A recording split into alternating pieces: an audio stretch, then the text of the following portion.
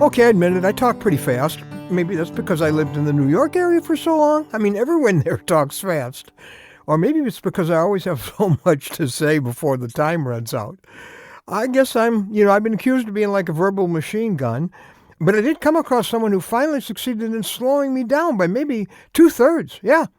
He's a Russian doctor who had recently immigrated to the United States. He hadn't planned to come here, but persecution and the prospect of threatened imprisonment in the days of the Cold War had driven him to America.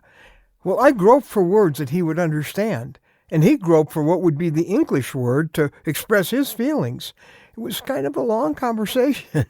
Took a while to exchange just basic information, but I'll tell you, it was worth the effort. This doctor was a committed Christian, and for years he was secretly copying the scriptures and Christian literature when that door was closed in his country.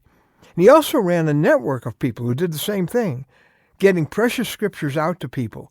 And all that time, he risked his secure professional position to be spreading the gospel. And finally, he had to leave, and he was trying to find some place to work in the United States. And I said to him, you are one of God's heroes.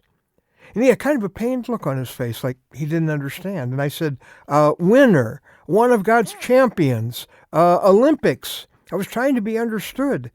And then I realized that his pained expression wasn't because he didn't understand.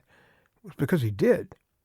And then in this one line of broken English, he gave me a Christ-like perspective on all the work we do. I'm Ron Hutchcraft, and I want to have a word with you today about champions with no trophy. Now, our word for today from the Word of God comes from Mark chapter 14 and verse 3. While Jesus was in Bethany, reclining at the table in the home of a man known as Simon the leper, a woman came with an alabaster jar. This is very expensive perfume. She broke the jar and poured the perfume on his head. Now, there's some criticism for that. Then after that in verse 8, he says, she did what she could. She poured perfume on my body and forehead to prepare for my burial. I tell you the truth, wherever the gospel is preached throughout the world, what she has done will also be told in memory of her. And sure enough, we just did it again today, didn't we? We talked about her.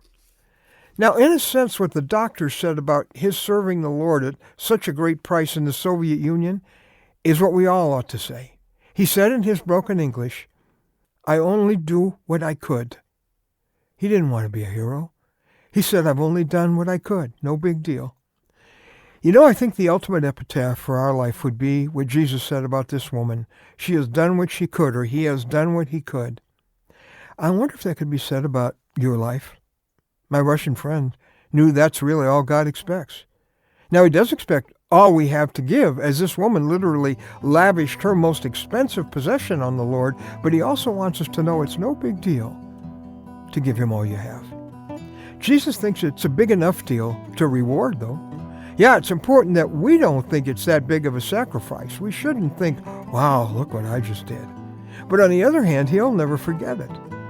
Now, maybe you've got a sense of inadequacy right now. You compare yourself. You say, well, I don't have much to give. I'm not as talented. I can't do as much for the Lord as somebody else can.